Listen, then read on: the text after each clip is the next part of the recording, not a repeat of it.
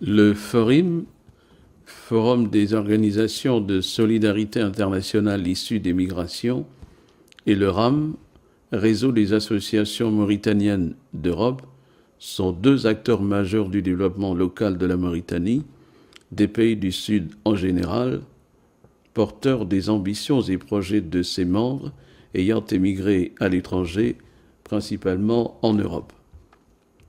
Le FORIM est une plateforme réunissant des réseaux des fédérations et des regroupements d'organisations de solidarité internationale issues de l'immigration, engagés dans des actions d'intégration en Europe et sur place dans les pays en développement.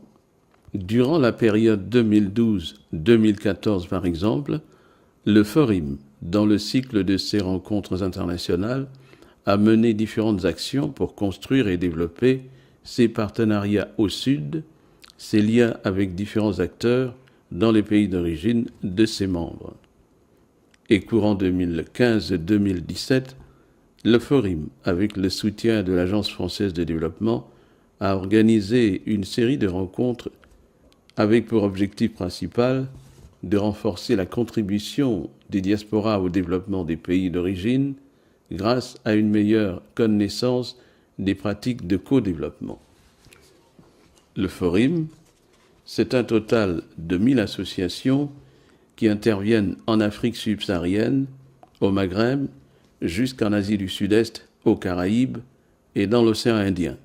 Est-ce que les sociétés civiles sont partie prenante des décisions, des programmations qu'on met sur place, aussi bien au niveau national, au niveau local? Et là, je dis que c'est très difficile, c'est un jeu d'équilibriste. Et sur les ODD, je dis que la société civile a été, quand on parle aujourd'hui de 8 objectifs et de cibles, c'est que quelque part, la société civile n'a pas dormi quand il s'est agi d'implémenter ces positions. Au niveau de la France, avec le groupe par pays, avec le groupe du financement du développement, on s'est battu pour avoir justement la société civile et tous ses acquis, aussi bien en France au niveau des groupes de travail, mais à Addis Abeba, où jusqu'à la dernière minute, pour avoir même cet acquis de réduction jusqu'à 3%, c'était vraiment un vrai challenge. Et finalement, ils nous ont dit, essayez de rédiger avec vos mots, parce qu'on n'a plus le temps. S'agissant du RAM, il regroupe des associations mauritaniennes en Europe. Ses objectifs, promouvoir, coordonner et soutenir les actions de ses membres dans les projets de développement local, l'insertion citoyenne et professionnelle, les dialogues intergénérationnels, interculturels et nord-sud. Le réseau des associations mauritaniennes, c'est un réseau qui compose de fédérations d'associations mauritaniennes et des associations mauritaniennes tout simple. C'est un réseau où un individu n'est pas adhérent, c'est un groupe d'individus comme en tant qu'association qui s'y adhère. Et le RAM est composé de 3 fédérations, à savoir la Fédération du Guinée-Marin, l'Union des associations du Guinée-Marin, et la Fédération du Gorgol, qu'on dit le FAGOF, et la Fédération de la région de Mbagne. Et après, il y a tout un tas d'autres petites associations qui sont membres du FORIM, du RAM. Et le RAM est membre du FORIM depuis sa création. Et c'est à ce titre que le FORIM a mis en place un cycle de rencontres sud. Et ce cycle de rencontres sud a amené le FORIM au Bénin, au Sénégal, au Mali et au Maroc. Et cette année, c'est le tour de la Mauritanie. Et c'est pour ça que nous avons souhaité que ce soit en Mauritanie. Il est important que les collectivités locales soient impliquées sur les questions de migration. Parce que souvent, les migrants ils font des projets de développement. Et ces projets de développement, les migrants ne savent pas si les projets rentrent dans la stratégie de développement de la commune ou pas. Et d'où ça pose parfois des problèmes quand des migrants construisent par exemple un centre de santé où ils n'ont pas de médecin. C'est dire qu'avant de décider de construire le centre de santé, ils devraient se rendre compte s'ils avaient beaucoup de liens avec le maire, et donc ils auraient pu comprendre que le centre de santé qu'ils sont en train de construire rentre ou pas dans la stratégie de développement local. Donc c'est pareil pour les écoles, etc. Donc c'est important la coopération entre les collectivités et les associations des migrants que nous sommes. Le jeudi 26 mai 2016, les deux associations ont organisé à l'hôtel Maurice Center à Nouakchott une rencontre internationale consacrée au sud de la Mauritanie. Et c'est la ministre déléguée auprès du ministre des Affaires étrangères et de la coopération, chargée des affaires maghrébines, africaines et des Mauritaniens de l'étranger, qui en assurait le patronage. ونقول لهم وجودنا هون مشاركتنا فيه تنبع من اهتمامنا بالدور اللي عند الدياسبورا عند الموريتانيين اللي في الخارج ومنطقة العصابة وكيفها بشكل خاص ولاية العصابة بشكل عام منطقة معروفة بأدائها في هذا المجال. فعلا البلدية ورابط العمد العصابة مهتم بتنسيق ذيك الجهود وهذا هو السر اللي ساهمنا في هذه الورشة ونختار نشكروا للفورم هو والرام ونختاروا من خلالهم نبنوا شراكة من أجل أن نستغلوا استغلال أكثر لجاليتنا في الخارج وعائداتها والطريقة اللي لا يتساهم بها في التنمية المحلية اللي عنصر هام وشاكرهم بعد وشاكرهم على ذاك الأداء إلا أن نختار العود في إطار أكثر منهجية وأكثر فاعلية وشكرا. Cette journée du 26 mai 2016 avait pour objectif principal d'intégrer les migrants dans le cadre de la promotion et de la mise en œuvre de la coopération entre les différents acteurs du développement territorial. Le migrant qui est de l'autre côté et vit aussi ici par procuration. Je veux dire, comment son souci principal, c'est de comment substituer sa double absence en une double présence. Et cette double présence implique qu'il fasse un peu plus que les autres, qu'il soit présent sur tous les domaines des activités aussi bien au plan national, au plan local, d'où la notion de double territoire, double citoyenneté, où le migrant se sent à l'aise autant dans le pays d'accueil que dans le pays d'origine, mais aussi travaille sur une problématique commune qui est en tout cas le bien-être économique, social, environnemental des populations, où le migrant n'est plus seulement cantonné à une problématique personnelle d'aider sa famille, mais participe justement à la création de richesses dans son pays, mais aussi dans la participation au développement sur le plan national, là où il vit, sur le plan mondial avec d'autres problématiques liées, et le migrant est devenu citoyen du monde. Mais aussi, nous sommes les avocats pour la société civile. Et donc, nous souhaitons beaucoup plus de collaboration avec la société civile. C'est très important pour nous parce qu'on puisse travailler avec la société civile parce que les élus changent, mais les citoyens, les populations sont toujours là. Une communication spéciale portant sur le contexte mauritanien a été programmée, ayant pour thème précis cadre d'évolution de la dialectique migration et développement en Mauritanie.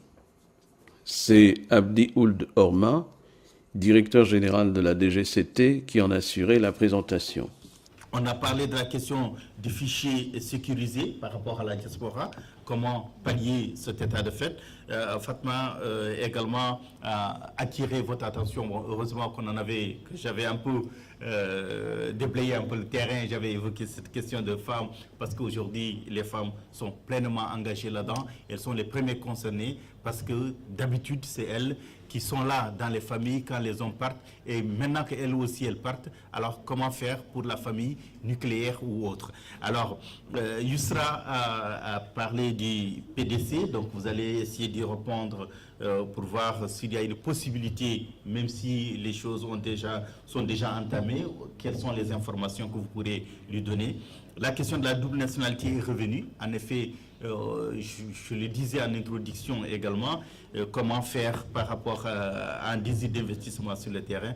Tout ça, c'est des questions qui reviennent. Nous, au niveau du programme d'appui à la stratégie nationale de gestion de la migration, nous avons réalisé une étude en 2013 pour ce volet éducation, comment les migrants sont pris en charge par les structures mauritaniennes et s'il doit y avoir un appui. En tout cas, nous tâcherons de demander à nos partenaires d'étudier cette question au profit des communes. En tout cas, la thématique que nous sommes en train de développer avec GRDR, comme je l'ai dit tantôt, il y a un volet recensement des Mauritaniens de l'étranger et il y a différents chiffres qui sont avancés par le ministère des Affaires étrangères, par une association, je crois, en France. Mais tout ça, ce n'est pas très certain, ce n'est pas très précis. Nous avons besoin de davantage d'informations pour proposer au gouvernement ce qu'il y a lieu de faire pour appuyer cette composante de la Mauritanie étrangère et voir dans quelle mesure il pourrait participer plus utilement pour le développement du pays. Actuellement, au niveau de la stratégie de la croissance accélérée et de la prospérité partagée, c'est le cas. C'est actuellement le ministère de la Femme, le MASEF, des Affaires sociales, qui, dans sa contribution à la SCAP, qui est le porteur, quand bien même la question est transversale et concerne beaucoup d'autres structures. Et donc, nous considérons que la prise en compte du genre est extrêmement importante dans le développement. D'autant plus que toutes les réflexions et toutes les stratégies qui ont été évoquées en général montrent qu'avec une accentuation, une amélioration de la participation de la femme dans le processus de développement, on peut s'attendre à une véritable amélioration du développement dans son ensemble. Et que c'est à la base de tout, au niveau de l'éducation, au niveau de la santé, au niveau et qu'un certain nombre de réflexions sont toujours à l'étude, permettant effectivement de faire en sorte que le contexte mauritanien devienne de plus en plus favorable à la participation de la femme au niveau du processus de développement. Donc soyez vraiment rassurés, mais je ne vous demande pas de baisser les bras, mais de continuer votre plaidoyer, parce que c'est effectivement comme ça qu'en général, dans un grand nombre de questions qui se portent aux décideurs, le choix et les arbitrages entre les questions prioritaires, en général, on prend en compte aussi la force de proposition et ceux qui sont derrière. Il est tout à fait naturel que si la question migratoire se pose au niveau de la communauté de Barzana, qu'elle trouve sa place et donc une bonne place au sein de son PDC, au sein de son budget. Alors, migration, que ce soit les migrants installés dans la commune, donc leurs problèmes qui se posent en termes de services, d'accès aux services, ou que ce soit des migrants issus des Tabarazana, mais qui sont à l'extérieur aussi et qui apportent leur contribution au niveau du développement de la commune. Donc tout à fait, c'est le lieu indiqué, le PDC est le lieu indiqué pour prendre en compte cette problématique-là et pour l'intégrer dans la planification et dans la vision de la commune. Sur la centralisation, j'ai fait un survol rapide, grand public, disons, pour la centralisation. Je n'ai pas voulu être assez technique pour répondre à la question du jeune étudiant. Effectivement, il y a une stratégie qui repose sur un certain nombre de piliers. D'abord, le premier, c'est l'aspect institutionnel et juridique, c'est la consolidation du processus et de tous les dispositifs, l'arsenal juridique que nous avons. Et là, ça fait quand même plusieurs années, environ 30 années, qu'il y a une accumulation de textes, de réglementations, et nous sommes en train de revoir et de revisiter ce dispositif-là pour le moderniser davantage, pour l'adapter au contexte, comme j'ai dit, évolutif du pays, donc qui a connu des mutations importantes ces dernières années. Il y a les aspects financiers, donc dans cette stratégie, il y a tout un axe sur l'autonomie financière, le renforcement des capacités financières, la fiscalité, les transferts financiers, etc. Il y a un aspect sur le développement local qui est important parce que sans développement local, pas de centralisation. Donc c'est un pilier extrêmement important dans le cadre de cette stratégie. Nous avons aussi deux axes sur la gouvernance, la citoyenneté, la participation et sur le capital humain et les ressources humaines de manière générale. Les migrations facteur clé des enjeux de développement territorial, tel est le thème de la table ronde programmée ensuite ce même jeudi 26 mai 2016. Les maires des localités de Baïdim, Selibabi, Gouraï, Deriad et Kifa en assuraient l'animation, tandis qu'Olivier Masson, du GRDR, partenaire technique de l'Union européenne, se chargeait de la modération. Demander à 5 maires de venir participer à cette rencontre, mais pas tout à fait de la même manière que ce matin, puisqu'on va jouer à un jeu de questions-réponses avec eux. Ils ne vont pas prendre la parole pendant 10 minutes chacun après l'autre, mais on va travailler sur trois questions clés. La présentation de leur territoire, la place des migrations dans leur quotidien, et comment ils articulent les enjeux migration-développement à l'échelle de leur commune. Voilà. Mais avant ça, je voudrais juste vous présenter très rapidement GRDR. On est donc partenaire à la fois du RAM, le réseau des associations mauritaniennes en Europe, et du FORIM, le Forum des organisations issues des migrations, internationales issues des migrations, à Paris. Et on mène plusieurs actions en commun, essentiellement pour ce qui est du GRDR dans Guy-Guimara et dans le Gorgol, et puis un petit peu aussi sur Nouakchott. J'ai l'honneur vraiment de vous présenter aujourd'hui la commune de Riyad, qui fait partie des 9 communes de Nouakchott. La population de Riyad, selon l'ONS en 2013, le recensement de 2013, 117 000 habitants. En même temps, il était en 2005, il était à 49 seulement habitants. Le niveau de décrochage scolaire représente au niveau du fondamental plus de 52%, et au niveau du secondaire, plus de 30%. Donc ça nécessite certainement des interventions spéciales au niveau de l'éducation. C'est pourquoi l'équipe actuelle de Riyad, le conseil municipal, donne surtout la priorité d'appuyer l'opération éducative au niveau de la commune. Riyad compose toutes les composantes sociales de la Mauritanie, et il y a une cohésion sociale qui est bâtie au niveau de Riyad. Les gens s'entendent très bien, et surtout que le conseil actuel, qui est composé de deux partis, un parti de l'opposition et un parti au pouvoir, mais on n'a jamais constaté que nous sommes composés de deux partis. Ça veut dire qu'il y a une cohésion, il y a une cohérence entre les différents membres du conseil municipal, et la jeunesse qui travaille avec nous, je vois certains d'entre eux ici, et la société civile, il peut témoigner à ça. Maintenant, depuis le premier conseil jusqu'à présent, on n'a jamais voté, toutes les délibérations, ils sont votées à l'unanimité. La région de la Saba, composée de 26 communes, Kifa est la capitale régionale. C'est une ville qui est connue par son émancipation tout à fait au début du siècle, parce que c'était le refuge des gens qui cherchaient les services de proximité et tout ça. C'est dans cet esprit que la ville de Kifa a été bâtie, et c'est dans cet esprit qu'elle a participé à l'édification de la Mauritanie. C'est une ville plus ou moins où il n'y a pas de ressources, c'est une zone agro-pastorale, c'est une zone située au sein de la Mauritanie qui constitue un carrefour de passage obligatoire, et ce qui fait que ça développe aussi bien le commerce. Ce sont les grands piliers du développement, le commerce, l'agriculture et l'élevage. Notre capital essentiel, c'est le capital humain, en plus des atouts de développement, enfin des opportunités de développement qui reposent sur le commerce, l'élevage et l'agriculture. Je suis Libavi, le président de l'association des maires de Guy-Guimara.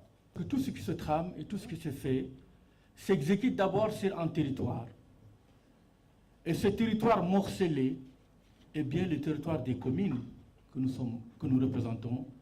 Donc, c'est l'ensemble de cette vision vue au niveau macroéconomique et microéconomique qui s'applique à un territoire petit qui est celui de la commune. Donc les maires, en tant qu'acteurs de démocratie de proximité, je pense que nous sommes mieux placés de donner à l'ensemble ce que nous ressentons par rapport à tout ce qui se dit. Très souvent dans une stratégie de défense ou de sécuritaire, que l'axe, si on peut dire l'axe de danger ou de mal, se situe entre la frontière de la Mauritanie par rapport au Maroc et l'Algérie. Maintenant, cette ligne de démarcation a changé, cet axe-là a changé de position et il est devenu, se situe aujourd'hui entre la frontière de la Mauritanie par rapport au Mali et au Sénégal.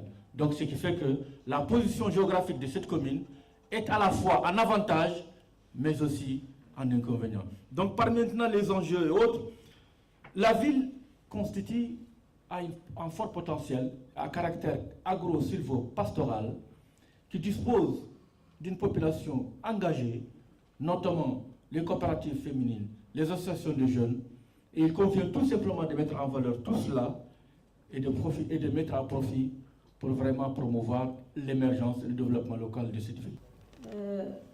Je me nomme Hadjiratou Kalidouba, maire de la commune de Gouraye. Gouraye est une commune qui se trouve dans la wilaya de Guidimaha, au sud, sur les frontières sénégalaises, sur le fleuve Sénégal. Gouraye a été créée en 1987 avec une population de 26 146 habitants et sur 37 localités, dont Diaguili. Nous avons aussi un problème d'eau potable, même s'il est couvert actuellement à 60%. Il reste toujours 40% de la population qui n'est pas accès à l'eau potable. Nous avons la déperdition scolaire qui est aussi un problème majeur au niveau de la commune, dit au manque d'infrastructures scolaires au niveau de certaines localités. Ce que nous avons comme activité, les activités principales que nous avons sur notre PDC, c'est de lutter pour avoir plus d'infrastructures scolaires, d'infrastructures sanitaires. Nous avons actuellement 4 postes de santé, un centre de santé, même s'il est encore sans médecin, le centre de santé de Gouraye.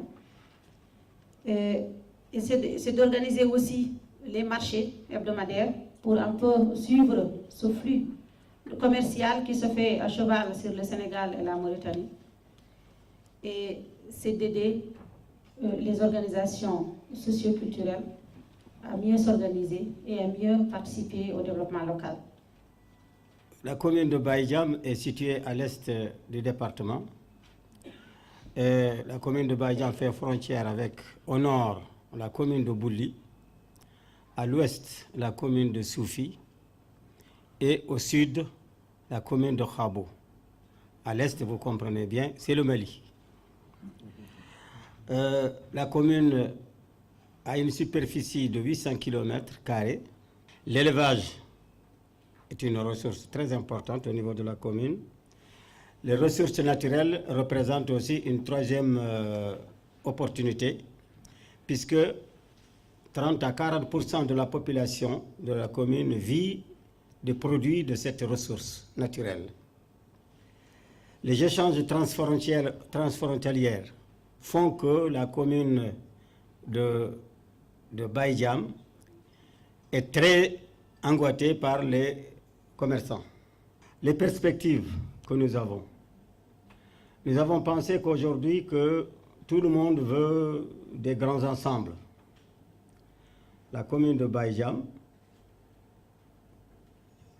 et la commune de Bouli, Soufi, Wouliengé, Khabou, nous allons vers l'intercommunalité.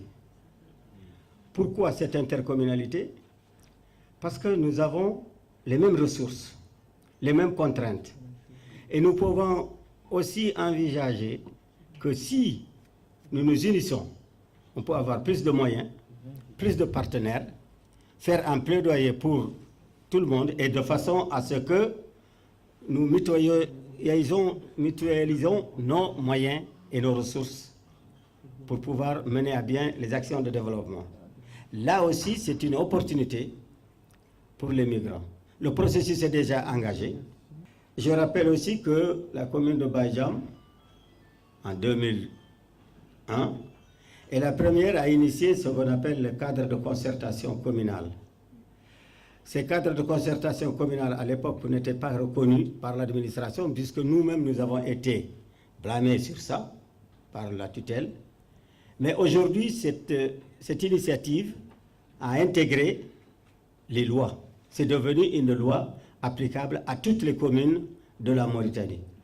Donc, ce qui veut dire que l'intercommunalité, pour le moment, n'est pas du tout officielle au niveau des lois, mais nous pensons qu'avec ce saut, que ça deviendra une loi applicable sur l'ensemble du territoire mauritanien. Je suis sûre et certaine que tant qu'il n'y a pas quelque chose qui les retient ici, on ne va pas les empêcher de partir. Il faut qu'il y ait quelque chose déjà de concret qui les retient ici en Mauritanie. Donc moi, en fait, dans notre travail de promotion de l'éducation de la lecture, nous créons des bibliothèques dans les villages. Nous faisons un travail de décentralisation. Parce que pour nous, ici, à Nouakchott ou à Nord-Dibou ou à Zouérat, il y a un travail déjà qui est déjà fait. Ce qui manque aujourd'hui, c'est dans le rural, dans les villages. Qu'est-ce qui manque là-bas? Nous avons compris que pour promouvoir l'éducation, il faut passer par la base, l'apprentissage, la lecture. Donc nous créons des bibliothèques dans ces villages-là pour apporter quelque chose, ne serait-ce qu'un plus à ces enfants qui vont à l'école. Et quand nous ouvrons nos bibliothèques, nous essayons de créer des formations pour des gestionnaires de bibliothèques. Donc nous prenons des gens qui veulent vraiment enseigner quelque chose aux enfants, créer des activités autour de la bibliothèque, c'est promouvoir un petit peu aussi l'éducation et lutter contre la violence, l'extrémisme violent, lutter contre ces drogues que vous parlez, les viols et autres, parce qu'ils n'ont pas quelque chose qui les retient. Certes, être à la frontière avec d'autres pays peut être un atout, mais je crois que sur ce plan, c'est devenu un inconvénient. Parce que nous, population en tout cas de Djagili, on est confrontés à longueur de journée à cette histoire de drogue. Et d'après en tout cas les renseignements qu'on a de chez nous, on dit que ça provient des pays voisins. Et ça, je pense qu'on devrait prendre des mesures dans ce sens pour combattre ces fléaux. Madame la maire de Gouraï a dit que Gouraï a 30 km de côte sur le fleuve Sénégal. Moi, je crois qu'il y a d'autres activités qu'on peut développer au niveau de cette commune quand on est sur le fleuve. Je pense qu'il y a la pêche qu'on devait développer et ce n'est pas le cas, en tout cas dans la commune de Gouraï, parce que le poisson coûte plus cher à Gouraï qu'à Nouakchott. Le poisson du fleuve est plus cher à Gouraï qu'à Nouakchott, alors que Nouakchott est à 200 km du fleuve. C'est un truc qui n'est pas logique.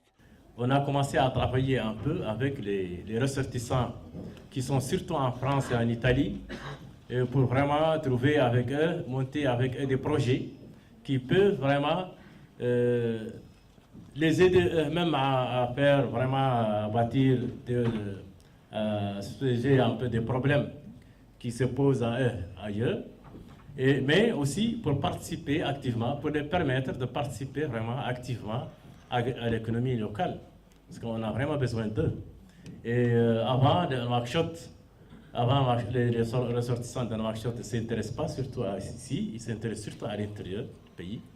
Mais depuis l'année passée, nous, on a pris l'initiative et on a surtout utilisé d'autres moyens de la commune, par exemple l'autorisation parentale, que la majeure partie d'entre eux passe par nous pour amener ses enfants ou les faire partir ailleurs. On a utilisé surtout ce moyen pour les connaître d'abord, mais aussi pour monter avec eux des projets qui peuvent au moins avoir des impacts sur les familles ici. Nous demandons assistance et profiter de l'expertise du Forum et du RAM pour essayer de mettre en place une structure qui nous permettra d'optimaliser l'apport de nos ressortissants, non seulement en Europe, qui y sont, mais surtout essentiellement les gens qui sont en Afrique et un peu au Moyen-Orient et même aux États-Unis d'Amérique. Parce qu'il y a énormément de ressortissants de la Saba et de Kifa particulièrement. Si on arrive à les encadrer, à les mettre sur leur montrer l'utilité de s'organiser et de constituer, ils vont constituer un pôle économique tout à fait important qui pourra amener Kifa, et non seulement Kifa, cette partie de la Mauritanie, avec leur savoir-faire, avec les acquis, en capitalisant tout ça, ça pourra nous permettre d'avancer. C'est quelque chose dont on en a besoin. Je préside une association qui se nomme Je m'engage. À Je m'engage, on fait plusieurs choses. On fait du réseautage, on aide à renforcer les capacités de plaidoyer des jeunes et on promouvoit le travail collaboratif. Déjà, je voulais savoir, avec les réseaux d'associations de jeunes de vos différentes communautés, Cilibabi, etc., est-ce que vous envisagez des collaborations? Nous, avec le GRDR, il y a déjà une réflexion dans ce sens-là. On serait prêt, je m'engage, d'aller partager notre expérience à Cilibabi et ailleurs. Donc, si vous êtes intéressés, pour nous, c'est ouvert. Il y a juste une certaine logistique à mettre en place. Est-ce que vous avez, je ne sais pas, avec les associations de jeunes, les réseaux d'associations de jeunes, s'il y en a, est-ce qu'ils sont représentés au niveau de la mairie pour pouvoir transmettre l'information? Parce que souvent, ça aussi, c'est une problématique. Il y a beaucoup de choses, bonnes, moins bonnes, pas bonnes, mais aussi très bonnes que vous faites. Mais parfois, l'information n'arrive pas au niveau de ces petites associations de jeunes dont je fais partie. Je trouve que souvent, au moment d'élaborer ces plats, on ne s'adresse pas, ou en tout cas, on ne s'approche pas de ces immigrés qui sont en tout cas le socle du développement de notre région. Et ça, je trouve que c'est vraiment dommage parce qu'il n'y a pas de concertation. Il manque un échange. Les immigrés ont une bonne volonté d'apporter de l'aide, mais ils le font à leur manière. L'autre aspect, c'est qui? C'est la femme, parce que le Guidimaha est partagé comme ça. Les hommes, c'est-à-dire dans la société, il y a les hommes, il y a les femmes. Et en milieu, en tout cas, de Guidimahanké aussi, le genre est très bien respecté, parce que dans la répartition du travail, la femme a son apport. Elle a son apport, et cela se traduit par ce fait que l'homme est parti et c'est la femme qui est restée. Malheureusement, la femme n'est pas prise en compte, son rôle n'est pas pris en compte, son apport n'est pas pris en compte, et ça, je trouve qu'il va falloir quand même qu'on essaye de travailler sur cela. L'immigration est une question d'abord de perception, est une question d'appréhension, c'est-à-dire ce qu'on pense de l'autre et ce que l'autre pense de nous. J'ai fait le voyage spécialement en France et j'ai rencontré tout ce beau monde-là et je les ai rassurés et assurés de ma volonté et de ma conviction que l'association des maires d'Iguidimara soit le point d'ancrage, le relais entre ce qu'ils vivent et ce qu'ils font en France et ce qu'ils peuvent et ce qu'ils doivent faire au Guidimara. Cette question d'immigration est une question cuisante ou pesante parce que ça fait partie de la vie de tous les jours.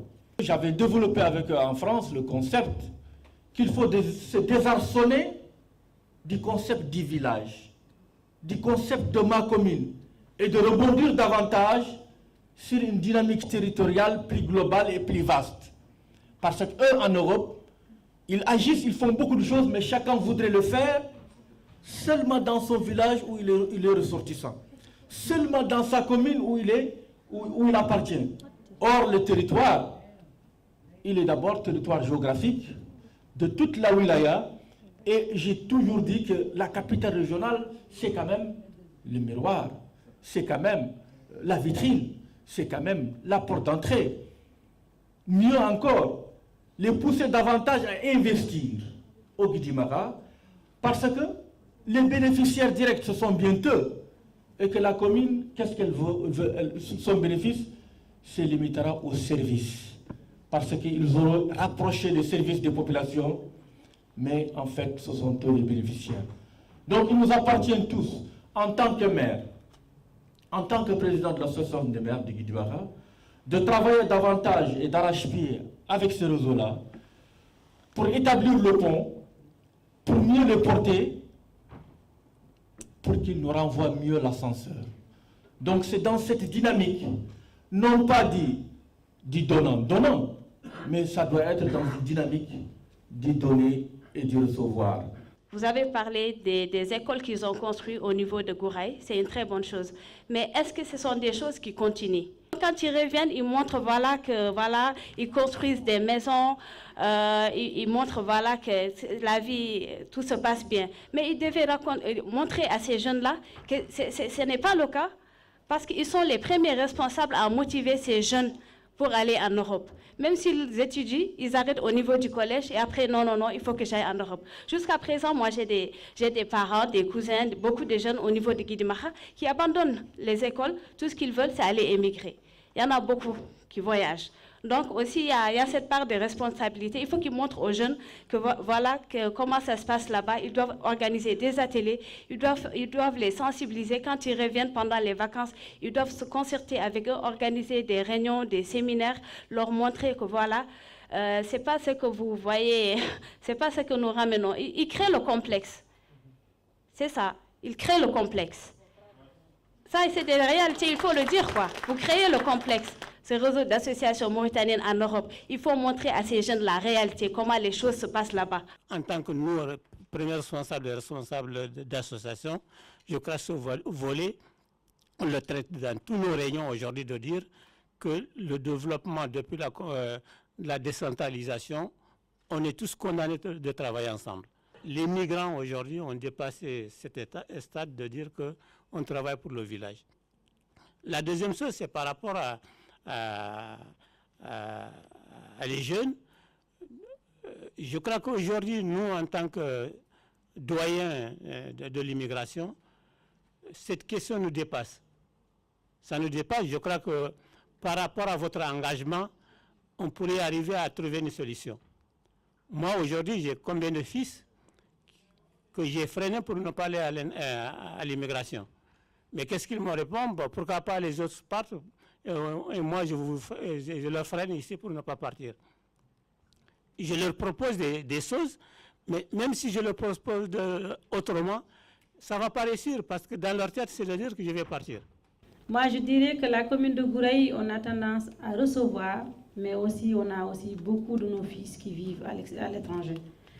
On a des étrangers, je ne dirais pas des étrangers, mais nos frères maliens et sénégalais qui viennent souvent chez nous, qui résident ou bien qui transitent pour venir continuer dans l'intérieur du pays ou même au-delà. Mais nous avons aussi beaucoup de nos enfants qui vivent en Europe, surtout dans la ville de Diaguili où on a plus de 3000 migrants qui résident en Europe et qui font beaucoup de choses dans la commune. Je vais vous faire un témoignage. Dans la commune de Gouraye, nous avons, je vous avais bien dit que nous avons 4 postes de santé et un centre de santé.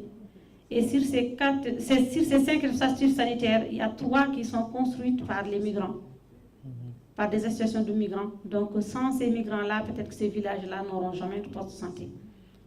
On ne finira pas de les remercier. Nous avons 20 écoles qui existent dans la commune, dont seulement 5 de cycle complète. Et sur ces 5 de cycle complète, il y en a 2 qui sont construites par les migrants aussi, sans compter les classes, des salles de classe qui sont aussi construites par des migrants. Et ils interviennent aussi très fortement dans le cadre de l'adduction d'eau potable. Ils ont mis beaucoup de réseaux d'eau potable au niveau de la commune. Ils ont creusé beaucoup de puits. Donc nous, la commune de Gouraye, je dirais ici devant tout le monde que nous survivons grâce à ces migrants. Voilà. Donc il y a quand même maintenant une forte dynamique associative et en collaboration avec la commune. J'ai été invitée l'année dernière à partir les rencontrer en tant qu'association villageoise parce que nous avons presque tous les villages d'où viennent les migrants, ils étaient réunis en association.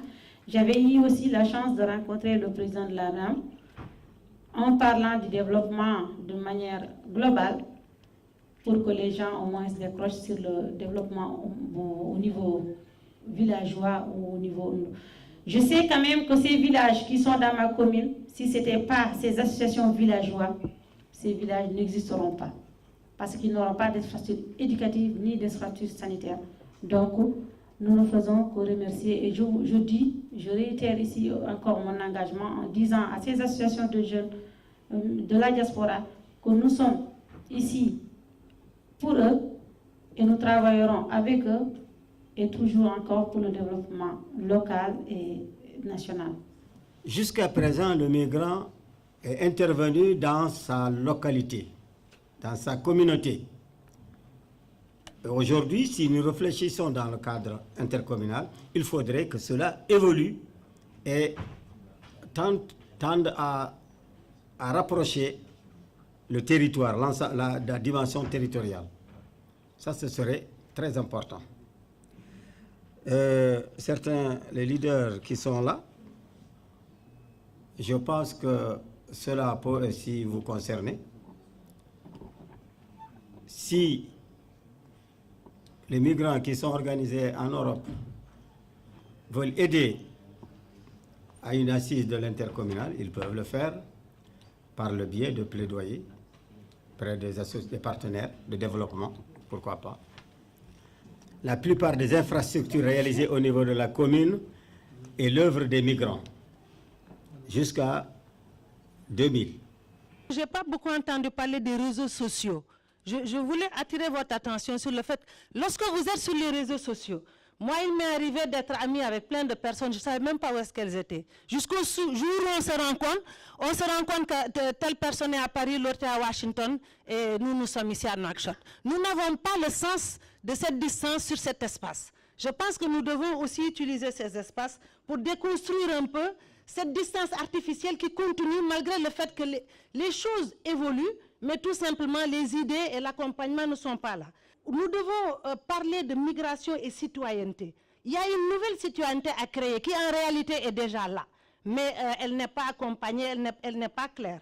Donc la question fondamentale à mon avis, c'est d'identifier la place que les migrants doivent avoir dans les différents espaces auxquels ils appartiennent. On parle beaucoup de droits économiques, ils contribuent, etc., de droits sociaux aussi. Mais il y a d'une chose dont on ne parle pas, de droits politiques. Moi, je suis assez étonnée, je suis un peu sur ma faim. Les maires que vous êtes, est-ce que vous vous êtes déjà demandé si ces migrants qui sont chez vous et qui contribuent devaient aussi avoir un espace politique? Contribuer, par exemple, à vous élire, parce qu'ils contribuent au financement de vos budgets, etc., etc. Beaucoup de choses dont on discute reposent sur les associations. Donc les associations, etc. C'est une forme juridique. Eh bien, je ne vous apprends rien en vous disant qu'ici en Mauritanie, les associations ont un problème. Elles ont un espace qui ne leur permet pas d'être et de faire le travail que vous attendez tous qu'ils fassent. Moi, mon souci est de trouver une formulation pour mobiliser ou pour orienter ou pour organiser nos ressortissants de façon à voir, en plus de l'échelle familiale ou l'échelle tout à fait restreinte, s'inscrire dans une optique beaucoup plus large, dans le cadre de, sans toucher à leurs moyens, eux, de s'organiser, essayer d'orienter des opérateurs de développement, de trouver une formule tout en se préservant leurs moyens à eux, parce qu'ils sont prioritaires, c'est pour eux et leur famille. Je n'aspire pas à ce qu'ils viennent distribuer ou apporter un truc, mais j'aspire à ce qu'ils contribuent de façon tout à fait positive et sans toutefois affecter leurs moyens, eux, à nous aider à nous développer. La cérémonie de clôture qui a eu lieu dans la soirée de ce jeudi 26 mai 2016, toujours à l'hôtel Maurice Center à Nouakchott, a été l'occasion pour les organisateurs, c'est-à-dire les responsables du Forim et du RAM, en présence des organisations partenaires et ceux du gouvernement, d'établir le bilan et les perspectives à venir.